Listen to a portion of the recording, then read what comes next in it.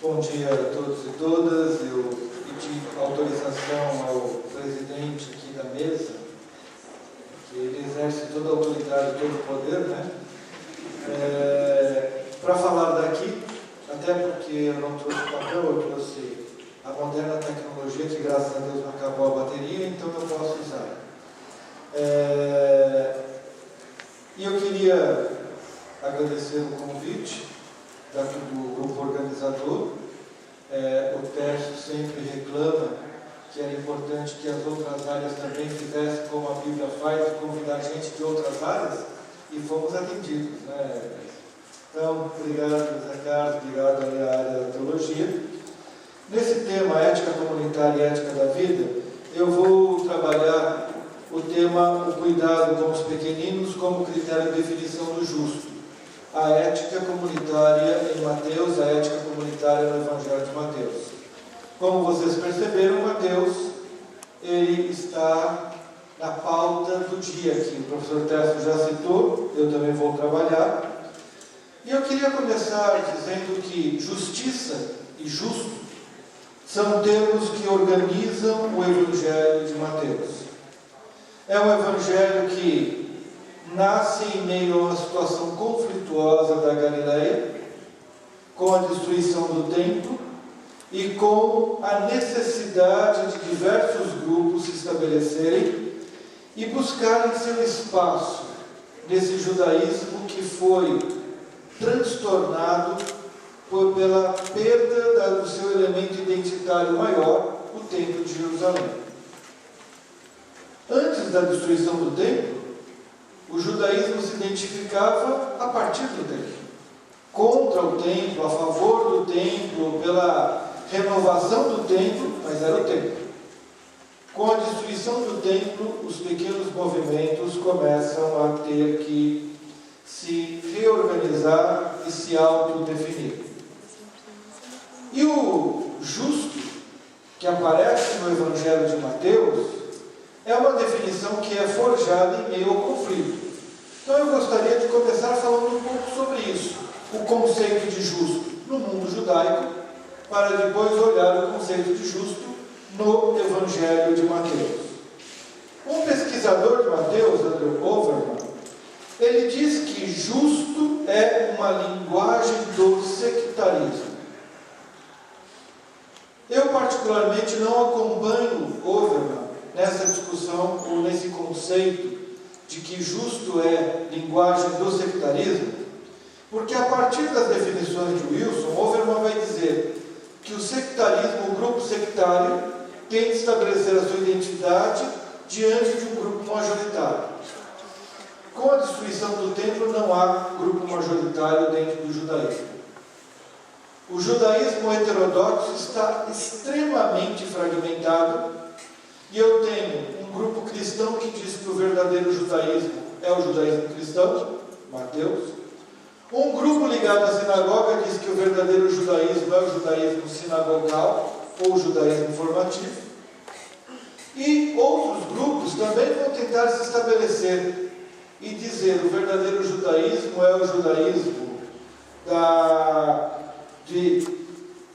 do abster-se de práticas da cidade, da religiosidade, semelhante aos herdeiros de Qumran, dos essênios. Então há uma luta muito grande. Não podemos esquecer de João Batista. O verdadeiro judaísmo é o judaísmo das práticas de João Batista. Então, vários grupos lutando para se estabelecer como um verdadeiro judaísmo. Por isso, eu não sigo o Overman como linguagem de sectarismo, mas sigo o Overman na medida em que ele estabelece que só existe o conceito de justo diante do conceito de ímpio. Para falar quem é o justo, eu tenho que dizer quem é o ímpio. E aí eu tenho uma característica do mundo antigo que é extremamente diferente do nosso mundo moderno. No mundo antigo, no mundo judaico, a identidade do grupo e, consequentemente, a identidade do ser é definida a partir de quem é o inimigo. Definir o inimigo define quem o grupo é. lógico, o conceito de eu, o indivíduo, é muito novo. No mundo bíblico, o conceito é um eu comunitário. Eu sou parte da minha família, eu sou parte da minha tribo, eu sou parte do meu povo. É isso que define o eu. Um eu comunitário. Tanto que tem um ditado árabe que eu gosto de usar, que diz o seguinte: eu contra o meu irmão, eu e meu irmão contra o meu primo, eu e meu irmão e meu primo contra o inimigo. E isso é muito bom. Eu, meu irmão e meu primo contra o estrangeiro. Ou seja, o conceito de inimigo ele vai mudando a partir das relações. Eu acho que é bom conhecer isso, principalmente para quem vai para o ministério pastoral, porque o pastor sempre é o estrangeiro. Então, o eu, o irmão e o primo estão na comunidade. O pastor é sempre o estrangeiro. Esse tipo de construção, ele é importante, porque aí qual é a definição do justo? Eu tenho que entender quem é o ímpio. Quando lê, por exemplo, 4 Esdras, e aí a gente tem que passar nos escritos que circulavam no primeiro século, que fazem parte desse imaginário do primeiro século, e que compunham principalmente esse mundo de escritos apócrifos. 4 Esdras fala que o justo é uma pequena comunidade de fé. O ímpio é a grande comunidade. Quer dizer, o justo é aquele que faz parte da pequena comunidade contra a grande comunidade. Baruque, segundo Baruque, ele vai falar que o justo é o que sofre debaixo do poder do ímpio. Ou seja, o justo é aquele que sofre debaixo da opressão do ímpio. Primeiro Enoque vai descrever que os pecadores, os ímpios, cometem idolatria. E aí a fala do professor Tércio, ela marca muito bem o que é idolatria. É mais do que a questão de outros deuses, mas são as práticas debaixo de nome de outros deuses que não promovem a vida proposta por Javé. Então, os pecadores cometem idolatria, blasfêmia e maldizer. E que tipo de maldizer? A blasfêmia é o maldizer que oprime o justo, que paga falso testemunho contra ele e que usa do poder para o coagir e que pervertem a lei, a Torá, com essa interpretação que oprime o justo. Ou seja, para primeiro Enoque, justo é aquele que sofre debaixo daqueles que pervertem a lei para oprimir, para pagar falso testemunho, para maldizer o justo. O justo, então, é aquele que tem a sua vida pautada por não ser o ímpio. A minha identidade, no pensamento judaico, de justo, é a identidade de quem não é o ímpio, de quem não vive sistemas idolátricos que pervertem a vida, que não pagam o falso testemunho para trazer o mal, que não perverte o direito do outro, que não pratica o desvio da lei para trazer o sofrimento ao outro.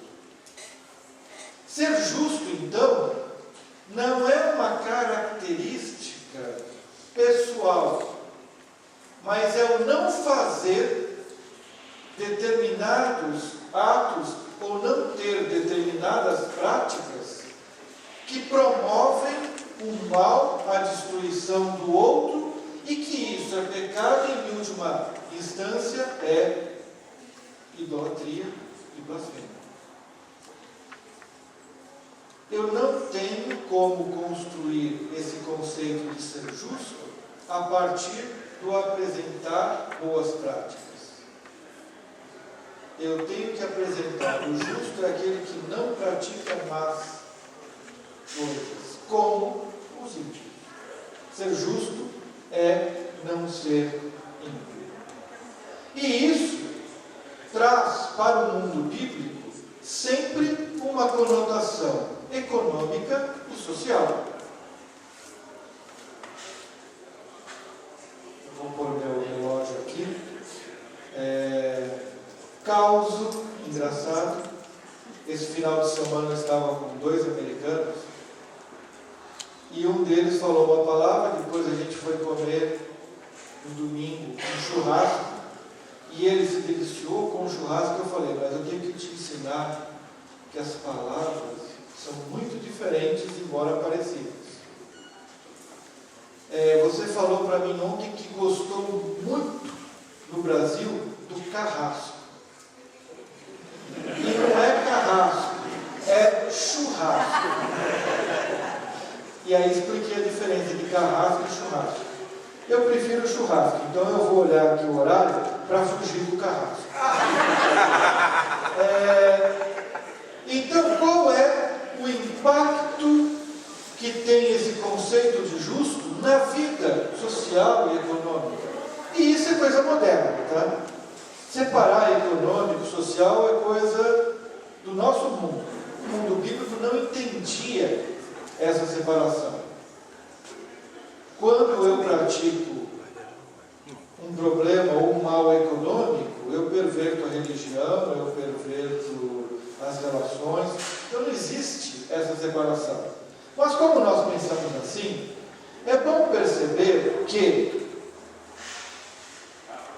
na diferenciação de justo e ímpio, o ímpio perverte o direito do justo e isso traz sobre a vida dele o sofrimento econômico, por isso ele é um grupo pequeno, e também a exclusão social. E aí, quando a sociedade tem a sua base debaixo do direito pervertido, quando a sociedade encontra o direito, as leis, a Torá pervertida, o justo sofre na sua vida, o justo sofre na sua família, o justo sofre na sociedade, o justo sofre na religião. Consequentemente, toda vez que o justo sofre, é porque o ímpio triunfa.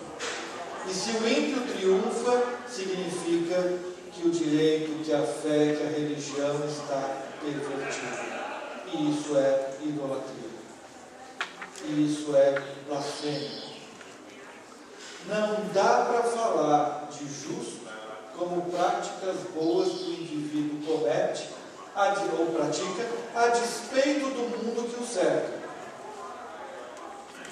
Justo só existe ou só acontece em plenitude quando o mundo ao seu redor consegue estabelecer a justiça, estabelecer o direito, estabelecer a mishpat, estabelecer a tzedakah, estabelecer o shalom.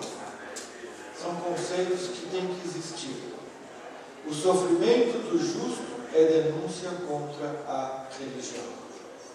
E aqui entra o conceito de justo em Mateus. Mateus, então, nesse mundo conturbado pós-destruição do templo, ele tenta retomar o conceito de justo a partir da promoção da vida, a partir do cuidado do outro. Por isso, pequenino passa a ser uma categoria determinante para saber se há ou não a existência e a vida do justo. E aí eu tenho uma coleção de textos em que eu vou citar e fazer pequenos comentários muito rapidamente.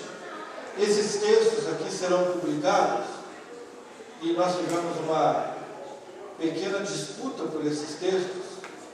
Há um dossiê na Caminhando que teria esses textos e o Zé Carlos já falou, um livro.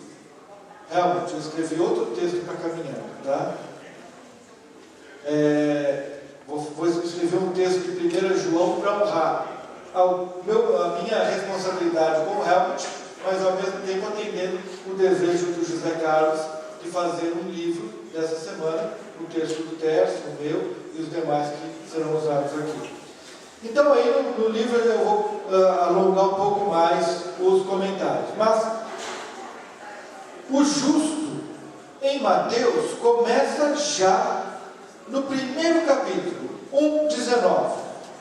Mas José, seu esposo, sendo justo, não querendo infamar, resolveu deixá-la secretamente. Esse é um texto paradigmático do Evangelho de Mateus. O que é o justo? O justo é como José, que quando Maria é descoberta grávida, e o cumprimento da lei implicaria na morte dela e da criança por adultério, ele resolve abandoná-la em segredo. Ao abandonar a mulher encontrada grávida, ele chamava sobre si a maldição e, consequentemente, ele seria maldito na sua família, o seu nome seria maldito, mas a mulher e a criança seriam acolhidas e protegidas. O justo é aquele que chama a maldição sobre si para proteger a mulher e a criança.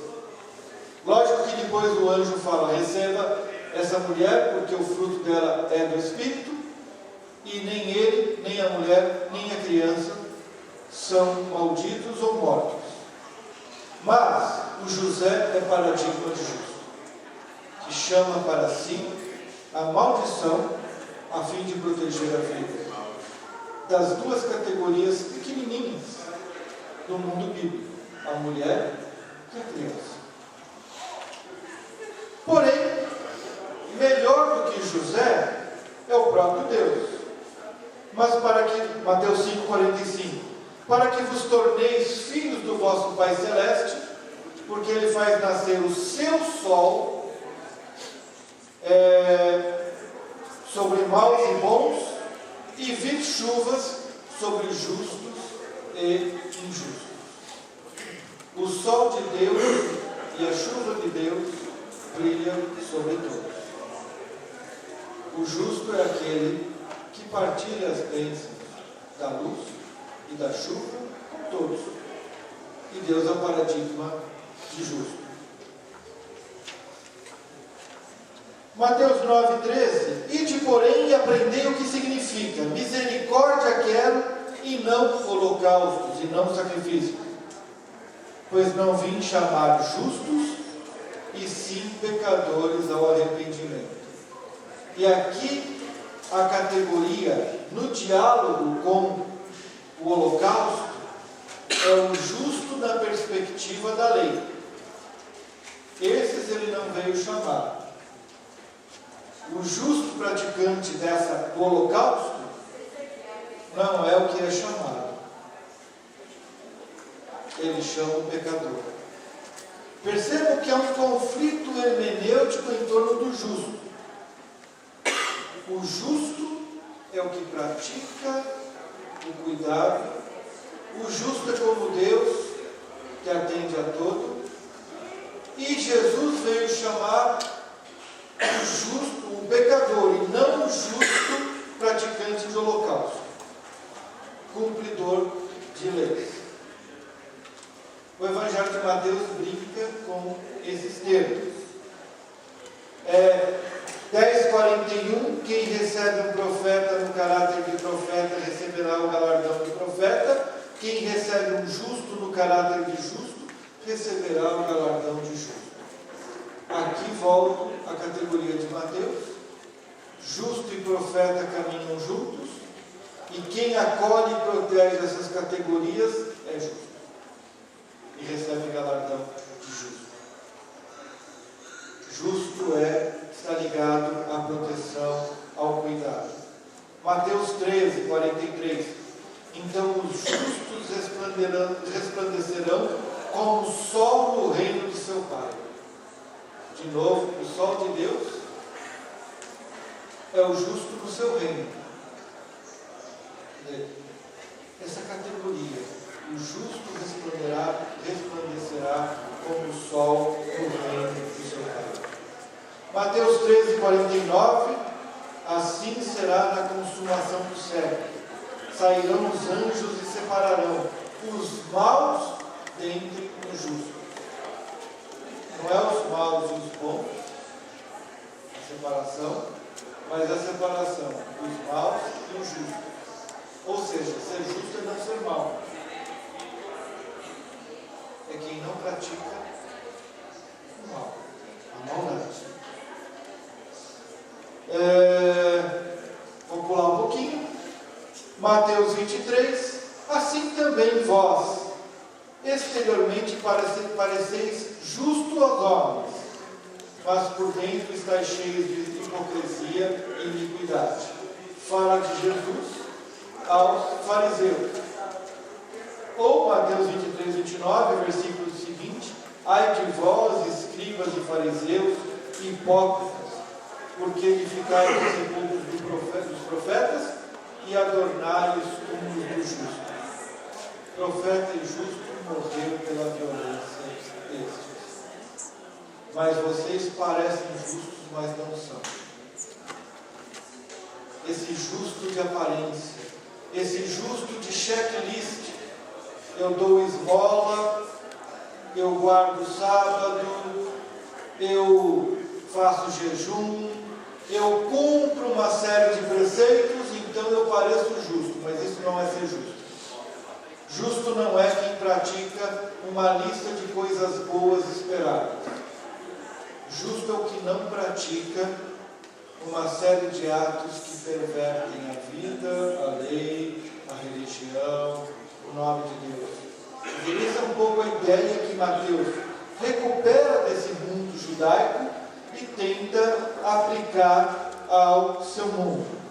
E aí, um texto que eu gosto muito é o texto que aparece no final do julgamento. Mateus 25, 37, em que os justos perguntam. Então perguntarão os justos: Senhor, quando foi que tivemos com fome e te demos de comer? Ou com sede e te demos de beber? Ou nu e me vestiste? Daí o texto continua e vocês conhecem. O conceito de justo em Mateus é aquele e aquela que é surpreendido no julgamento com a fala do Senhor de que eles fizeram o bem, vestindo, cuidando, visitando, protegendo. E eles perguntam: quando fizemos isso? Quando fizestes a um destes meus pequeninos. Ou seja, são justos não porque cumpriram o ritual de preencher os requisitos de uma lista, mas são justos porque viveram uma dimensão de cuidado que fazia parte da identidade deles.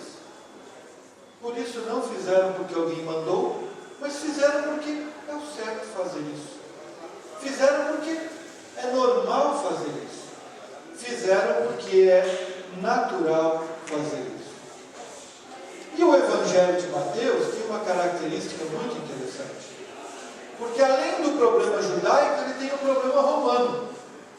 E o mundo romano ensinava o princípio do patronato. Você faz, o patrono promove um bem para você e você tem que ter a fidelidade ao patrono. Então estabelece uma relação de troca ou de clientelismo. E isso estava presente também na religião. Eu faço jejum e Deus atende a minha oração. Graças a Deus isso só no mundo bíblico. Hoje não temos mais esta relação romana de clientelismo. Mas naquela época havia. Eu tento agradar a Deus para ganhar aquilo que eu quero. Mateus vai dizer o seguinte: se Deus é o patrono e eu sou o cliente, eu não posso fazer nada para o patrono. Então eu tenho que fazer para o pequenino. Mas quando eu faço esperando receber recompensa, e eu recebo a recompensa, já não tenho mais nada com Deus, porque eu já recebi a minha recompensa. Então Deus já não tem nada mais a me oferecer. Mas quando eu atendo o pequenino como algo natural, e que o pequenino eu não recebo nada em troca disso, eu acumulo para mim tesouros celestiais. Ou seja, eu não agrado a Deus se eu não cuidar do outro. E se eu receber do outro a recompensa por cuidar dele, então eu não tenho nada que receber de Deus. Quer dizer, essa é a relação que vai se estabelecendo. Ao mesmo tempo, a palavra que também vai aparecer muito em Mateus, paralela a justo, é justiça. O dikaios, o justo, é o que tem a dikaiosiné, a justiça. E aí, já começa no capítulo 3, Jesus falando, na hora do batizado dele, que tinha que cumprir toda a justiça.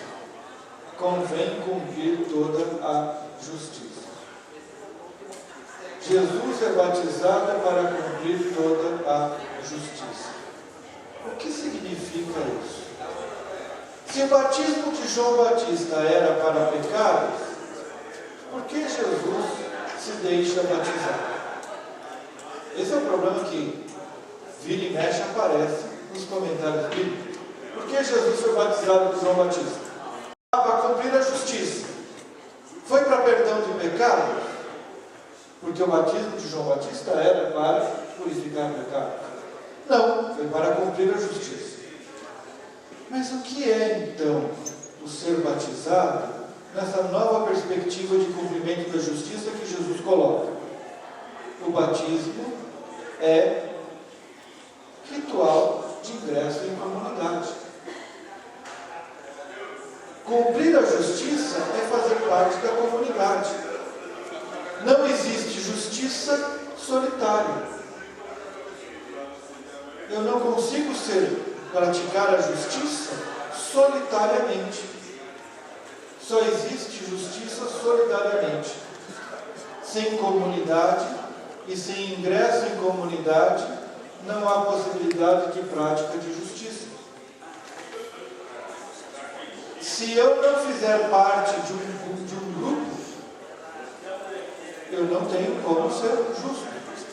Eu sempre digo que tem no Evangelho de Mateus o texto mais mal usado que eu já vi na Bíblia, onde 2 ou 3 estiverem reunidos, ali eu estarei. E a gente só usa esse texto porque tem pouca gente na igreja. Quer dizer, que na verdade a lógica é outra. O cristianismo é uma religião solidária e não solitária. A presença de Cristo se manifesta no encontro com o outro, com a outra. Não é uma sinagoga, preciso de 10, mas não é uma questão intimista só, que eu vou poder viver a dimensão da minha fé sozinho. Sem a prática do encontro com o outro e com a outra, não existe vivência da justiça. Consequentemente, eu não sigo os passos de Cristo. Na palavra da moda, discipulado, não há discipulado sem prática da justiça, sem vivência comunitária. Sozinho, eu não sou discípulo. Sozinho, eu não sou discípulo. Então, o termo justiça é tão fundamental que no ensino sobre o monte, em que Jesus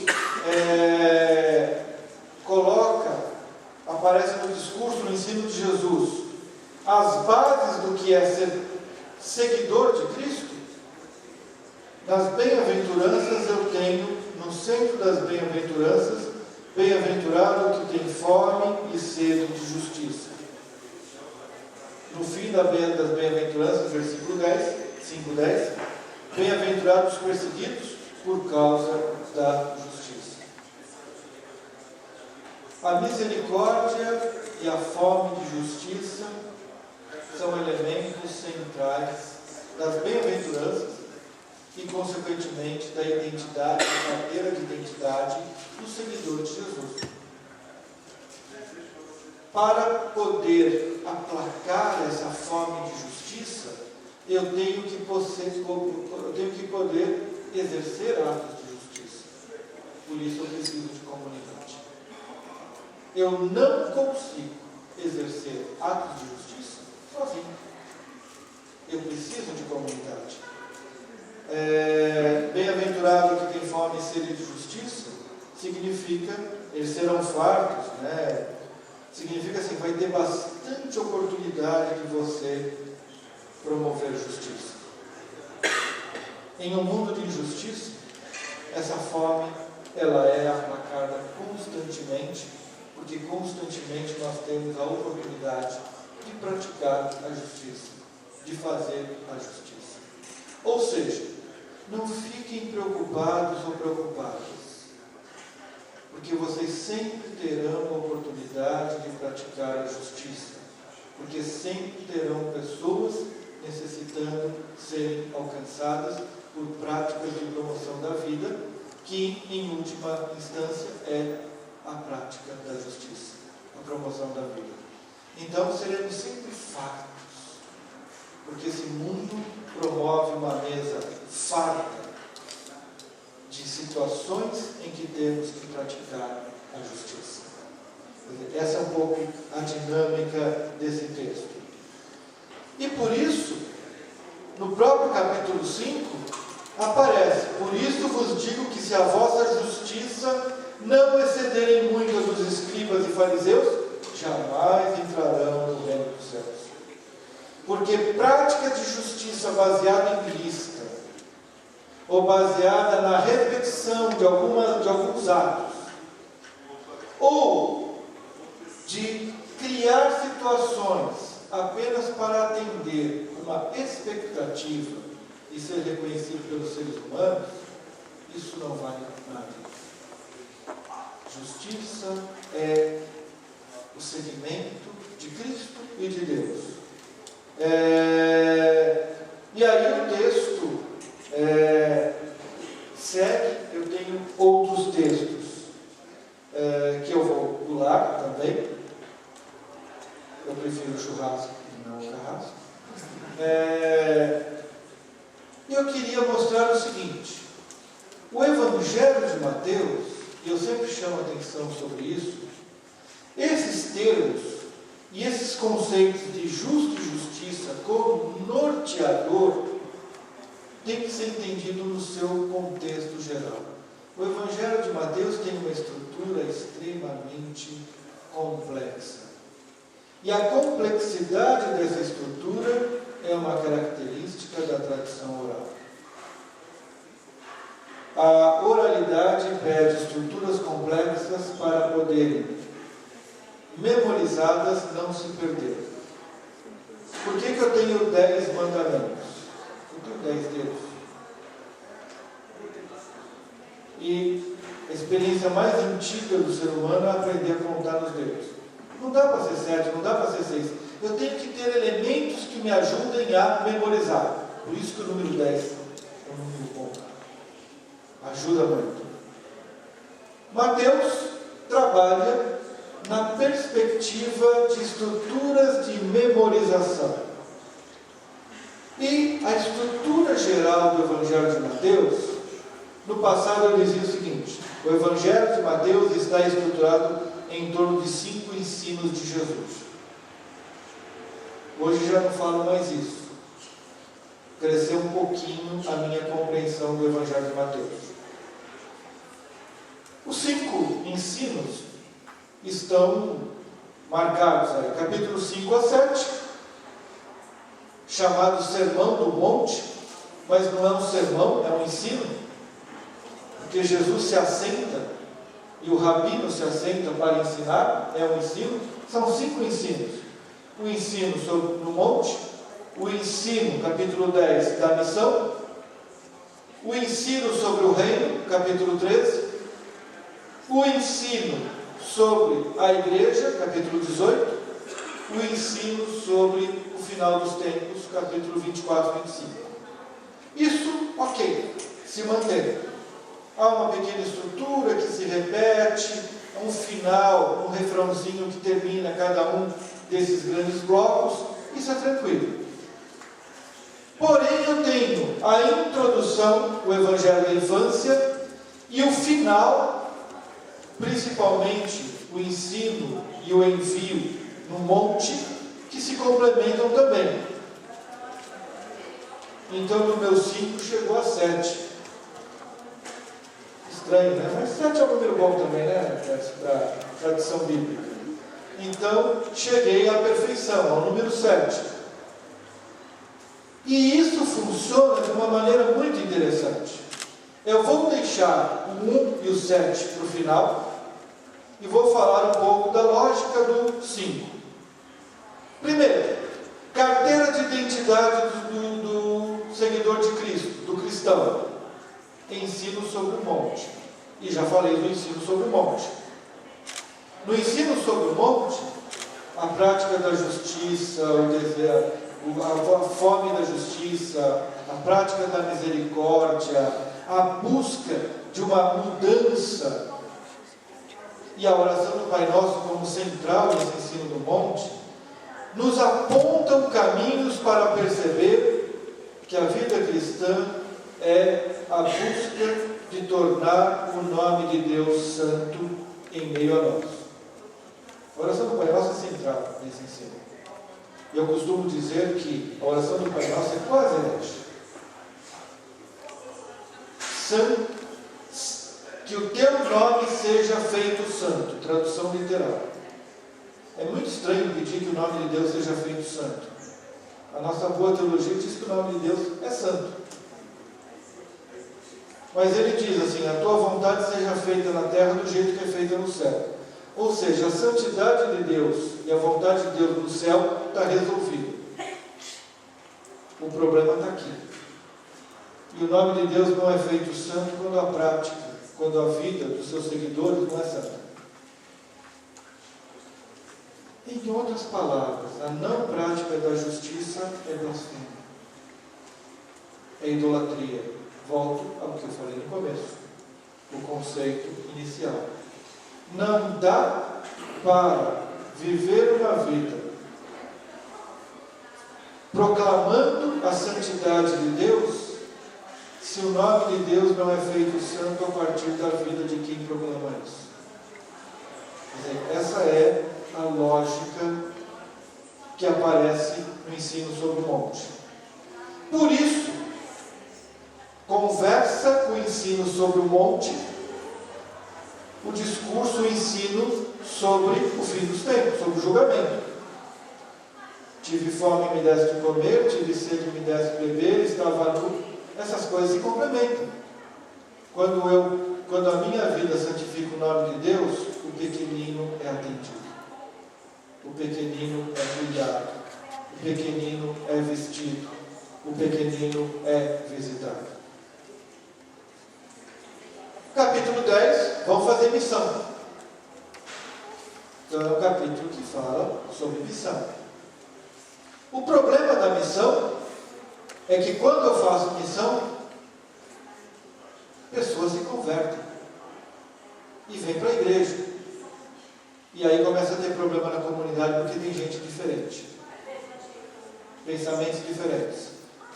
Capítulo 18, que conversa com o capítulo 10, é o ensino sobre a igreja. Igreja é lugar de perdão. O que eu faço com o meu irmão em pecado? Vou lá e converso com ele.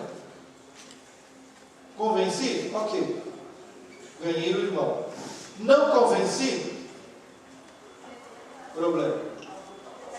Então eu tenho que fazer alguma coisa para resgatar o meu irmão. Vou e busco 2 ou 3 testemunhadores. Gente boa de pregação para me ajudar a pregar para esse irmão. Se ele ouvir, maravilhoso.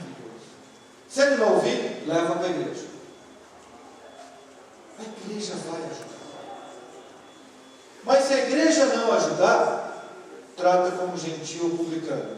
Aí o povo põe para fora. O problema é que Mateus fala que ele era Mateus ou publicano. Como Jesus tratou esse publicano? Chamando, convidando. Ou seja, se o irmão em pecado não ouve o teu testemunho, o testemunho de gente boa e da igreja, trata como objeto da missão. Porque tudo que você desligar na terra será desligado no céu. Tudo que você ligar na terra será ligado no céu. Em suma, dentro da igreja ele tem uma chance. Se você puser fora da igreja, ele não tem chance nenhuma.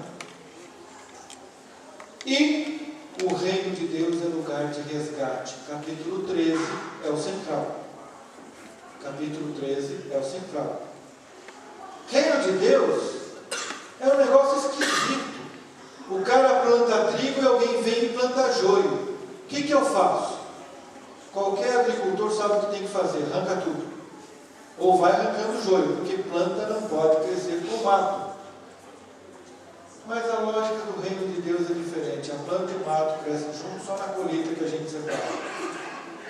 O reino de Deus é que nem uma pescaria que a rede está passando e ninguém separa o peixe enquanto a rede está dentro da água. Não se separa, não se exclui. Reino de Deus inclui. Ele é tão importante que a vida da pessoa tem que mudar. Por isso é a pérola, é o tesouro no campo, mas todo mundo vive junto. Problema: quem é todo mundo? Quem é todo mundo? E eu poderia falar um pouquinho mais aí dessa estrutura de Mateus, mas eu vou para o 1 e para o 7. O todo mundo de Mateus começa com os evangelhos da infância e Jesus sendo visitado pelos magos. Que a palavra magom está no singular. Mas a gente inventou na tradição da igreja que eram 3, né? Porque tem ouro, incenso e mirra, deve ser pesado, cada um traz um. E aí arranjamos nomes para eles, né? Baltazar, Belchior e Gaspar. E outro dia eu falei que não estava na Bíblia, isso uma pessoa ficou escandalizada e foi procurar na Bíblia. Eu vou fazer uma palestra hoje à noite, uma semana teológica de uma faculdade ou outra, e o tema é a relevância da Bíblia do século XXI. Eu vou falar isso, que a Bíblia precisa voltar a ser relevante. Uma vez tinha um aluno procurando na Bíblia protestante o livro de Macabeus, que eu estava lendo um texto. Eu fiquei meio assim angustiado, né?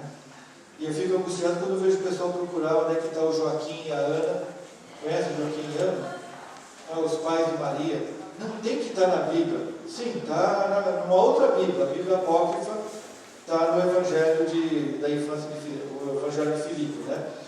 Então, o Gaspar e o Belchior estão em outro texto também. Mas a visita dos magos, que são estrangeiros, coloca que o Evangelho de Mateus tem o nascimento de Jesus reconhecido primeiramente pelo estrangeiro. Sabe aquele inimigo? Aquele último daquela lista que eu falei no início? No Evangelho de Mateus, o primeiro que reconhece é o estrangeiro. Por isso, no capítulo 28, quando Jesus envia fazer discípulos, indo fazer discípulos, o complemento é de todas as etnias. De todas as etnias. Pequenino é todo aquele, é toda aquela. Só um minuto que a tecnologia me traiu.